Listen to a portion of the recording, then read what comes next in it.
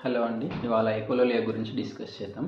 ఎకోలోలియా అంటే ఏంటి అంటే చాలా వరకు పిల్లలు లైక్ ఆటిజం, ఏడిహెచ్డి ఉన్న పిల్లలు లైక్ మనం చెప్పే క్వశ్చన్ అర్థం కాక మనం ఏమైతే చెప్తామో దాన్నే రిపీట్ చేసి మనకు చెప్తారనమాట. For example what is this అంటే వాట్ ఈస్ దిస్ అని చెప్పడము, నీ పేరేంటి అంటే నీ పేరేంటి అని చెప్పడము అనేది ఎక్కువగా చెప్పడం చేస్తుంటారనమాట. ఇది ఎందుకు అంటే మనం చెప్పే క్వశ్చన్ కిడ్డీకి అర్థం కాకపోవడం వల్ల వాళ్ళకి ఏంటంటే బ్రెయిన్ మాత్రం రెస్పాండ్ అవ్వాలన్న థాట్ ఉంటుంది. సో ఏం మాట్లాడాలో తెలియక చెప్పిన దాన్నే మనం ఏదైతే చెప్తామో దాన్నే రివర్స్లో మనకు చెప్తారనమాట.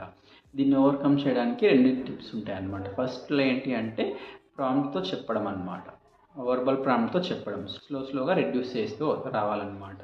లైక్ ఇనిషియల్గా ఏంటి అంటే క్వశ్చన్ అడగకుండా ఓన్లీ మనం ఏదైతే చెప్పాలనుకున్నామో వాటిని మాత్రం పిల్లోడితో పాటు ప్రాంప్ట్ ఇస్తూ చెప్పాలి.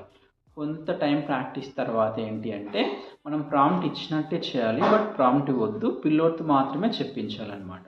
అట్లా కొంచెం ప్రాక్టీస్ అయిన తర్వాత మీరు ఏదైతే క్వశ్చన్ అడగాలనుకున్నారో ఆ క్వశ్చన్ అడిగి దెన్ అప్పుడు పిల్లోడు ఆన్సర్ చెప్పడానికి ఎక్కువ ఛాన్స్ ఉంటుంది.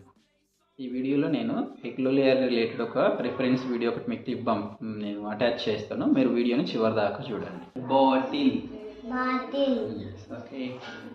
Book, okay. Pencil, okay. Bottle, okay. Book, okay. Pencil, bottle, yes, okay. Pencil, okay. Book, yes, okay. Bottle, yes, okay. Pencil, okay. Book, yes, very good job, okay. What is this? Bottle, yes, very good, okay. What is this? Pencil, very good, okay. What is this?